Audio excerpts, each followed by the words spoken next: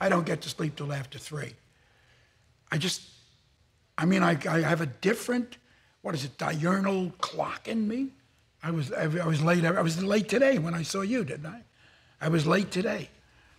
I'm late. I'm always late. But when he stays up, he reads classics.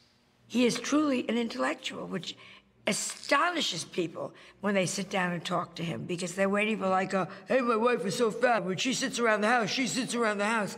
And suddenly there is a man that's talking about Strindberg and Chekhov and Tolstoy and Arthur Lawrence directing, and you go, who am I talking to?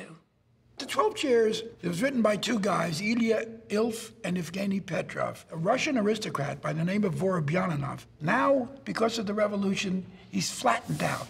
Very sad. And his mother-in-law is dying. Hippolyte, my jewels, my diamonds. I sold them into one of the chairs. What? It's as simple as that. It's the most simple, beautiful plot for a movie.